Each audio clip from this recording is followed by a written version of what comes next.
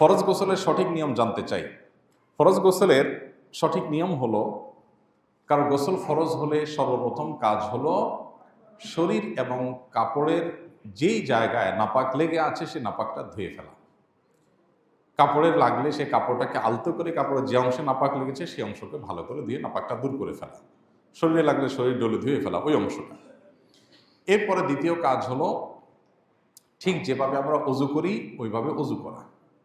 2 হাতের কবজি পর্যন্ত 3 বার ধুয়ে 3 বার কুলি, গড়গড়া করে কুলি, এবং 3 বার ভালো করে নাকে পানি দেওয়া।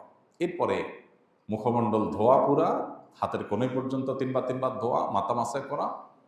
এইটুকু করে এরপরে মাথার উপরে পানি ঢেলে, কাঁধে পানি ঢেলে পুরো শরীর ধুয়ে এরপর উত্তমরূপে গোসলের পর কাপড় চেঞ্জ করে তারপরে পাও টাকনো সহকারে ধুয়ে বের হয়ে চলে আসলে অজু প্লাস গোসল একসাথে হয়ে যায়।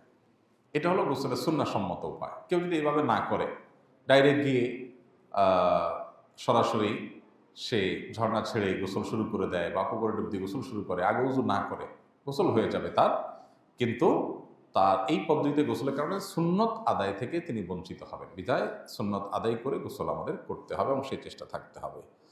আর গোসলের ক্ষেত্রে শরীরের কোনো অংশ একটা চুল পরিমাণও শুকনা যেন না থাকে, বাহ্যিক অংশ তার সবগুলোই পানি পৌঁছাতে হবে।